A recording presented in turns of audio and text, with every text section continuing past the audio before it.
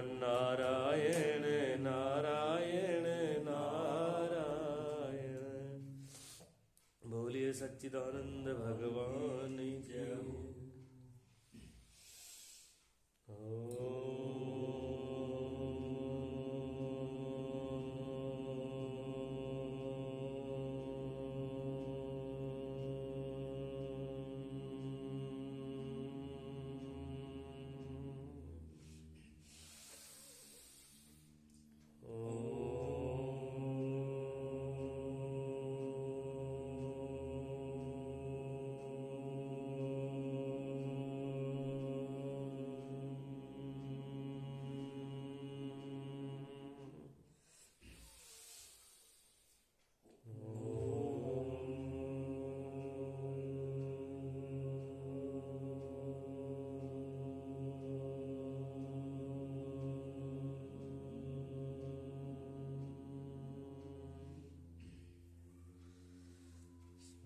सतगुरुदेव भगवान की जय हो। अच्छा जी, आज की कला अर्थ द्वादश कला प्रारंभ 12वीं कला है ज्ञानी के कर्म निवृत्ति का प्रकरण निवारण। अभी तक तो ये बात चल रही थी ज्ञान की, ऐसे तत्पद और त्वम पद महावाक्य से यजुर्वेद का जो महावाक्य है वो कहते तुम ही परमात्मा हो, तुम ही परमात्मा हो, अहम ब्रह्मस्मि, मैं ही परमात्मा हूँ। तो उनका ये बोध कराया भाग त्याग लक्षणा के द्वारा। ठीक है, ज्ञान होने के बाद ज्ञानी के जो कर्म हैं उन कर्मों का क्या होगा, इसका प्रकरण है। ज्ञान हो गया, आत्मज्ञान हो गया, परमात्मा का ज्ञान हो गया, आत्मा परमात्मा की एकता का ज्ञान हो गया। तो फिर उस ज्ञानी के जो कर्म होते हैं उन कर्मों का फिर क्या होगा। कर्म तो सभी के हैं, अच्छे बुरे कर्मों से ये शरीर बना है। अच्छे और बुरे कर्मों से ही ये शरीर की उत्पत्ति हुई है। पहले बनती है प्रारब्ध, पाछे बनता है शरीर। तेरी तू भोगत है कह गए दास कबीर। कबीर साहब ने नहीं, सभी ने कहा। पहले विधान बन जाता है तब ये शरीर दिया जाता है, लेकिन ज्ञान होने के बाद से तो वो मुक्त हो जाता है। तो मुक्त हो गया तो फिर वो कर्मों का क्या हुआ, वो कर्म कहाँ जाएंगे। ठीक है ना। सबसे पहले तो ये है भी मोक्ष। मोक्ष क्या चीज़ है, भी मोक्ष है क्या चीज़। तो मोक्ष में उन्होंने कहा था कि यही सर्व दुखों की निवृत्ति और परमानंद की प्राप्ति। तो मोक्ष, मोक्ष का स्वरूप जिसको कहते हैं मुक्ति क्या है, मोक्ष क्या है। तो मोक्ष क्या है, दुखों से छूटना। आदमी किससे छूटना चाह रहा है, जो बीमारी है जो दुख है उससे छूटना चाह रहा है। छटपटाट किस बात की है, अगर दुख ना हो, पीड़ा ना हो, चिंता ना हो, मन में बेचैनी ना हो तो क्या दिक्कत है, क्यों छूटना चाहेगा। जेल से, कारागृह से व्यक्ति तो परेशान है तभी तो आजाद होना चाहता है। और कारागृह का दुख क्या है, गुलामी दुख है, परेशानी दुख है। अपने जिस तरीके से जीना है वैसे तरीके से नहीं जी सकते। तो व्यक्ति की एक बेचैनी है। अभी सब कुछ संसार में मिलकर के भी आदमी दुख से निवृत्त नहीं हो पाता। कोई ना कोई दुख लगा ही रहता है। सबसे बड़ा दुख क्या कहा, आदि गुरु शंकराचार्य कहते हैं पुनरपि जननम पुनरपि मरणम पुनरपि जठरे शयनम।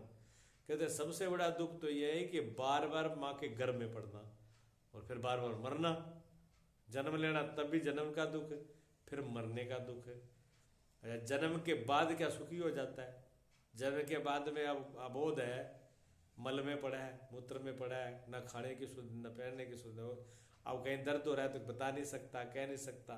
माँ के ऊपर माँ ने संभाल लिया तो ठीक है, अगर माँ ने नहीं संभाला तो। पहले वाली माताएं ऐसी होती थी, पहले माताएं ऐसी होती थी, बच्चे को रोता दे करके, उसके लक्षण दे करके, उसका चेहरा दे करके जान लेती थी इसको तकलीफ है, इसके पेट में तकलीफ है, खाने में तकलीफ है, जब कोई और तकलीफ है।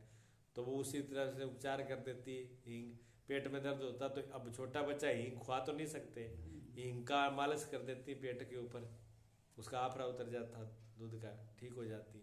ऐसे घुट्टी जाती, जायफल, सर्दी लगी जायफल को रगड़ करके उसको चटा दिया, सैर चटा दिया। तो ऐसी बहुत सी विधियां जानती थी माताएं, तो बच्चों को संभाल के रखती थी। और आजकल वाली मॉडर्न, उनको खुद कोई पता नहीं भी हमें क्या खाना, बच्चों को क्या सिर खुआएंगे, वो रो रो के मर जाए, डॉक्टर के पास जाएंगे। अब डॉक्टर तो मशीनों को देख के बताएगा, मशीन पता नहीं सही बता रही है गलत बता रही है, बच्चे को तो होश ही नहीं है, बता कुछ कह नहीं सकता भी मुझे तकलीफ क्या है, भुगत रहा है। तो सुख कहाँ है बच्चे को? कहते हैं बचपना बड़ा सुख है। बचपने में कहाँ सुख है? देखने को लग रहा है जो चला गया आती, जो भूतकाल की जो याददाश्तें है ना, कि भूत पीछे का जमाना बहुत अच्छा था, क्या अच्छा था, निकल गया अब इसलिए अच्छा था। कुछ बुरी घटना है तो उसको तो याद करते रहेंगे, जहाँ फिर आगे की आशा सोचेंगे, आगे ये कर लेंगे, आगे की कल्पना में जिएगा आदमी। आगे वाला भी आया ही नहीं है, जो समय पर है उससे संतुष्टि नहीं है, ये तो कल्पना चल रही है। तो बचपने के बाद थोड़ा सा बच्चा ठीक होता है, बुझ वाला, तब उसमें पढ़ाई लिखाई ये वो दुनिया भर की जिम्मेवारी। अब उसको ये पढ़ाई की टेंशन रहती है, पढ़ाई की टेंशन खत्म नहीं होती तब तक कोई और शुरू हो जाती है। अब पढ़ भी लिया जैसे तैसे, अगर पढ़ाई भी कर ली तो फिर क्या, नौकरी की, फिर काम की टेंशन, तब तक शादी आ गई। अब शादी कर दी, अब शादी के बाद तो फिर जंजाल और बढ़ जाता है। अब उसका पढ़ाई के टाइम में सुखी था कि जब नौकरी नहीं मिली तब सुखी था, फिर नौकरी मिल गई शादी कर दी, फिर शादी के बाद नौकरी मिल गई शादी भी कर दी, अब सुखी हो गया, तब भी सुखी नहीं हुआ। और वृद्धावस्था, बुढ़ापे को तो कोई सुखी बोलता ही नहीं है। और उस बुढ़ापे के बाद में फिर मृत्यु है, मृत्यु से तो कोई भी दुष्ट नहीं है, मृत्यु सबसे बुरी है। और मृत्यु के बाद में फिर कर्म हो गया, सूक्ष्म शरीर है, जैसे कर्म किया पता नहीं, फिर क्या सोचे पता नहीं कहाँ जाएंगे, ये जीव कहाँ कहाँ भटकेगा, मुक्त नहीं हुआ। तो ये बड़ा एक चक्र है।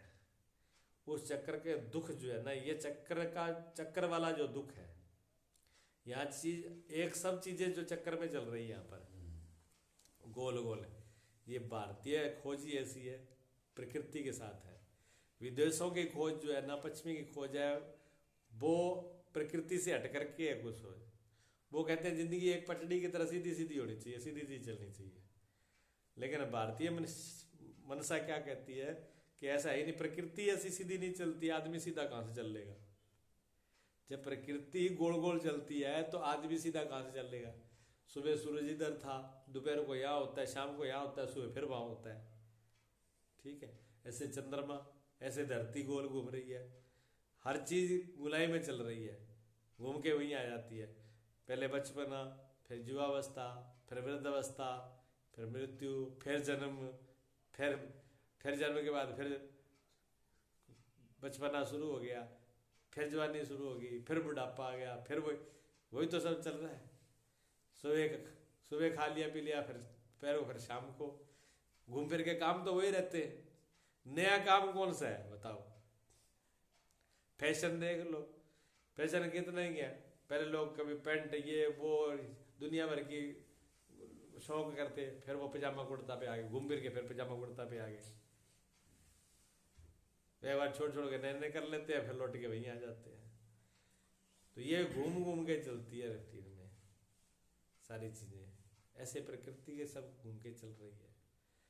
तो एक बार इसलिए शास्त्रों में साइंस की अगर पुस्तक होगी ना, उसमें एक बार जो बात लिख दी वो दोबारा नहीं लिखते ना। लेकिन आप ये सुन रहे हो कि जब ये शास्त्र शुरू किया तो इस शास्त्र में शुरू में यही बात बोली थी जो आज बोल रहे हैं। क्या बोला था उन्होंने? कहा इस शास्त्र की रचना का, इसके लिखने का, इसका करने का मतलब क्या है? तो उन्होंने कहा जी, सर्व दुखों की अत्यंत निवृत्ति और परमानंद की प्राप्ति के लिए इसकी रचना हो रही। वही बता रहा है, ये बात आई थी ना शुरू में, है ना यार। और आज कहते हैं कि मोक्ष क्या है? कहते हैं सब दुखों की निवृत्ति और परमानंद की प्राप्ति, मोक्ष है। उसी सीधे। और बीच में बात क्या करी? आत्मा और परमात्मा एक ही है, तू ही चेतन है, तू ही सत्य है, तू ही आनंद है, सच्चिदानंद घन तुम ही हो, अनेक प्रकार से एक ही बात को दुरा दुरा के बोला जा रहा है। आदमी सुनने वाला कहेगा कि ये इनका दिमाग खराब है। ये एक ही बात को बोल रहे, घुमा फिरा के बोलने का शौक नहीं है उनको, एक ही बात को बार बार बोले। बहुत तो कहते हैं आपकी समझ में आ जाए, एक बारी में आ जाए समझ में, दुरा के बोल रहे हैं तभी समझ में नहीं आ रहा। चक्कर तो यही है। कहते हैं दुराना बुरा नहीं है, पूरी प्रकृति दुरा रही है, तो हमने दुरा दिया तो कोई बात नहीं है। मकसद दुराने से नहीं है, बात तो एक ही सिद्ध करनी है।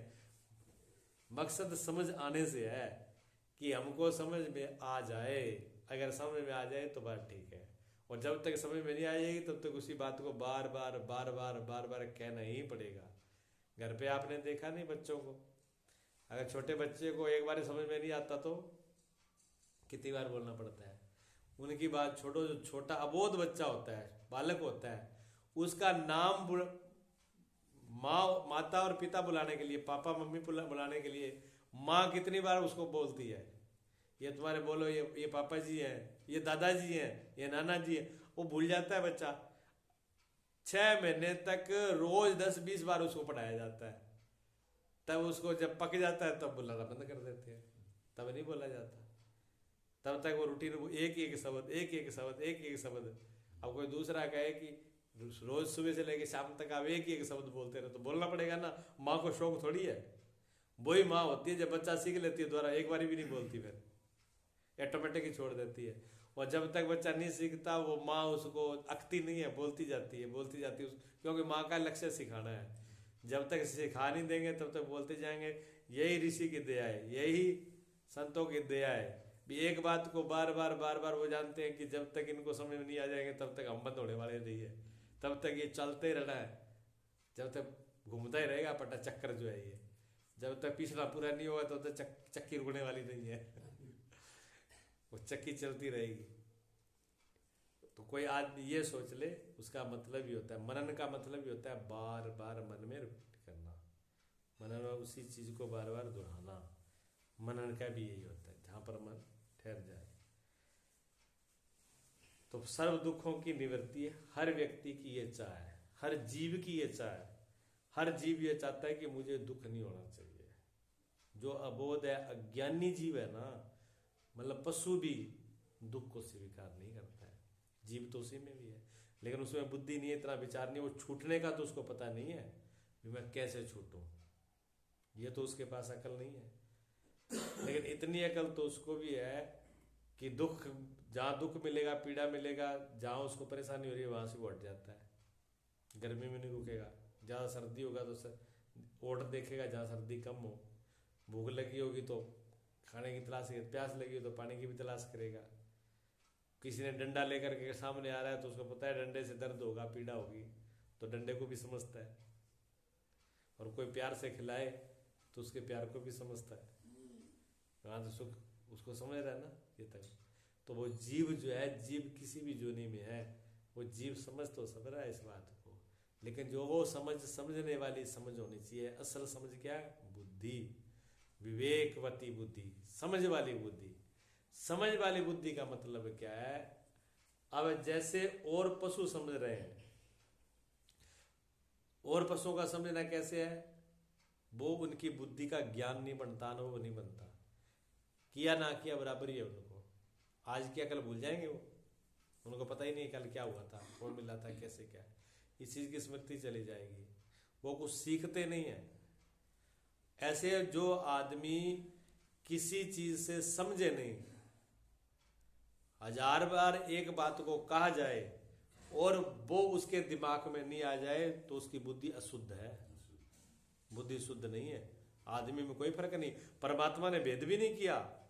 यह नहीं कि परमात्मा ने स्पेशलिस्ट कोई भेद करके भेजा है भी हमको तो बुद्धि दी ऐसी, हम कैसे समझ सकते हैं। नहीं, ये उसके व्यक्ति की खुद की उसकी कमी है ये, क्योंकि वो उसकी अशुद्धता को सही करना ही नहीं चाह रहा, वो पुरुषार्थ ही नहीं करना चाह रहा, वो उसमें लगाना ही नहीं चाह रहा है।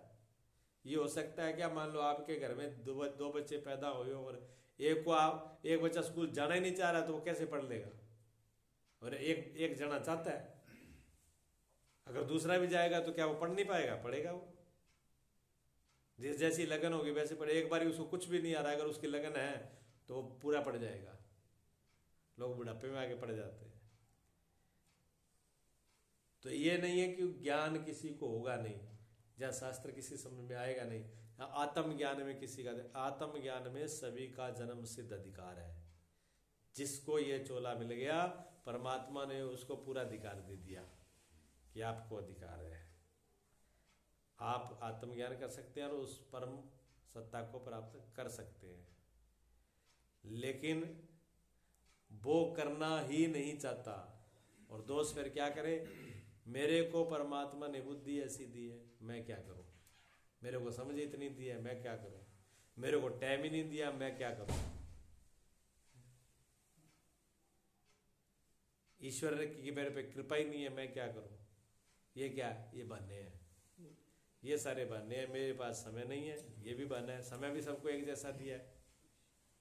और मेरा दिमाग काम नहीं कर दिया, दिमाग का भी क्यों, जो चीज़ दी है, बर्तन साफ तो आपको रखना है ना, बिगाड़ा आपने तो आप ही रखोगे, साफ करोगे। जिस बर्तन को आपने बिगाड़ा उसकी सफाई भी आप करोगे। तो अशुद्धि तो हमने ही करी है, कचरा तो हमने ही भरा है ना। परमात्मा तो बहुत छोटा बच्चा होता है तो बिल्कुल निर्मल होता है, पवित्र होता है। बाद में जितने भी उसमें कब खराबियाँ आती हैं, बुरे संस्कार, बुरा बोलने का ढंग, चलने का ढंग, खाने पीने का ढंग, बोलने का ढंग, कौन देता है, हम ही तो देते हैं। अगर हमने सही उसको बिगाड़ दिया, कबीर साहब कहते हैं जो कि त्यों धरती नीचे चदरिया, झीनी झीनी रे चदरिया है।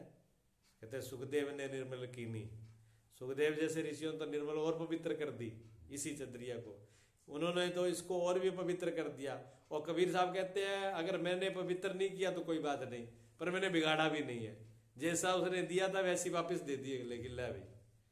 और हमारे महापुरुष, हम जैसे महापुरुष क्या करते हैं, जब तक उसका सत्यानाश नहीं करते तब तक तो चैन पड़ने वाला ही नहीं है।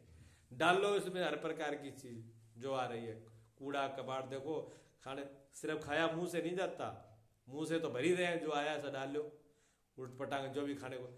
हर चीज तो परमात्मा ने बुद्धि दी है, दिमाग दिया, सोच दिया, इसमें गंदगी डालने के लिए तो नहीं दिया कि जो आया वही भर लो इसको। तो आज खाने पीने का भी नियम दिया, भी खाओ पियो, कैसे खाओ कैसे रहो, ठीक है। और उसके बाद भी कानों से, आंखों से कैसे देखना है, क्या क्या दृश्य देखना है, वो भी तो अकल दी है। जो जो चीज आई वही हम देख रहे हैं, उल्टी सीधी चीजें, वो कहाँ जाएगी, वो हमारे अंदर ही तो जाएगी, वो तो जहर पैदा होगा, उसी से जहर पैदा हुआ। ऐसे सुनने के लिए अच्छी चीज नहीं सुनी, कीर्तन नहीं सुना, भजन नहीं सुना, परमात्मा की चर्चा, सत्संग नहीं सुना, चुगली और बुराइयां तो बहुत सुनी, फिर कहते हैं जी हमको चैन नहीं है। तो जहर खाया तो मरेगा कौन है, जहर हमने खाया मरेगा पड़ोसी, मरेगा कोई अमेरिका वाला, जिसने जहर खाया है वो मरेगा। जहर, जो व्यक्ति जहर खा रहा है वही मरेगा और मजा भी लेता जाएगा। अब जहर खाने में आनंद ले रहे हो तो भुगतने में भी तो ले लो, फिर जैसा खाया तो उसके जिम्मेवार हम हैं। हम हर चीज को भर भर के अंदर इस चदरिया को बिगाड़ते हैं, इसको मलिन कर देते हैं, बुद्धि को मलिन कर देते हैं, मन को मलिन कर देते हैं। तो जो सत्य बुद्धि है, शुद्ध बुद्धि है, वो तो इसको तुरंत समझ करके कल्याण को, सुख को, आनंद को प्राप्त करती है।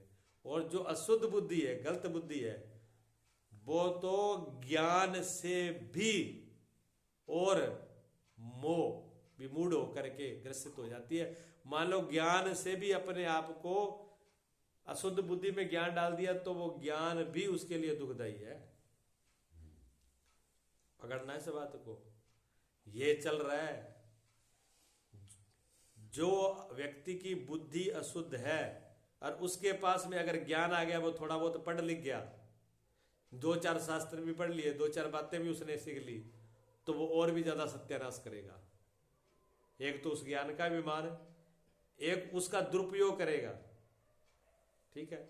जैसे थोड़ी बुद्धि बात है, क्या रामपाल था, रामपाल जो है थोड़ा बहुत उसने पढ़ लिया, तो पढ़ के उसने क्या किया, बुद्धि तो दुर्बुद्धि तो थी उसकी, उसका अर्थ से शुद्ध नहीं किया, गलत अर्थ किया उसी चीज का, दुरुपयोग किया उसका। ऐसे ही जो ग्रेजुएट व्यक्ति हो गया, साइंस पढ़ लिया, विज्ञान पढ़ लिया, अच्छी डिग्री प्राप्त कर ली, दिमाग उसके पास शुद्ध है नहीं है अगर, तो वो उस पढ़ाई से भी इसका विरोधी करेगा, वो धर्म का भी विरोध करेगा। धर्म का विरोध मैंने अपने आप का विरोध कर रहा है वो, किसी का नहीं कर रहा, उसने दुख का रास्ता और चुन लिया।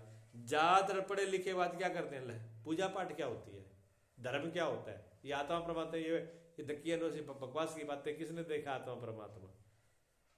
अब उनका वो ज्ञान वो क्या कर रहा है, दुरुपयोग, गलत कर रहा है, गलत बुद्धि में चला गया। जैसे दूध कितना भी बढ़िया हो, लेकिन सब जहर वाली बर्तन में डाल दो, स्प्रे वाली कैनी में डाल दो, अब दूध तो घना ही अच्छा है, लेकिन डाल स्प्रे वाली कैनी में दिया, अब क्या होगा, वो तो जहर हो गया। उस दूध को भी उसने जहर कर दिया, क्या गलत जगह पहुंच गया ना। और जितना और उसको गलत होता जाएगा उतना ही नुकसानदायक होता चला जाएगा।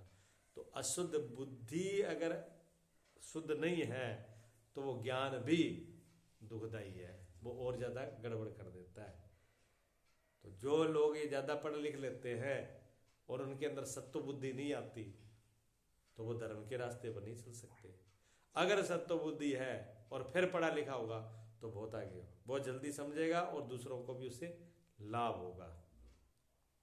ऐसा कोई कोई होता है, ज्यादातर यही है। तो परमात्मा ने दी सबको, क्यों नहीं सब लोग, इतने लोग हैं, क्यों सत्संग नहीं सुन सकते, क्यों नहीं धर्म कर्म कर सकते, अच्छे रास्ते पे क्यों नहीं चल पाते, बुरे पे तुरंत चल जाते, क्योंकि असत बुद्धि ज्यादा है, अशुद्ध बुद्धि ज्यादा है, शुद्ध बुद्धि कम है। शुद्ध बुद्धि होगी तो अपने आप ही चलेगा, चलाने वाला ड्राइवर तो बुद्धि है और दूसरा कोई है ही नहीं। बुद्धि बहुत आलस बनाती है, बहुत बहाने बनाती है, उलझाने का काम इन्हीं का ही है, दिखाई।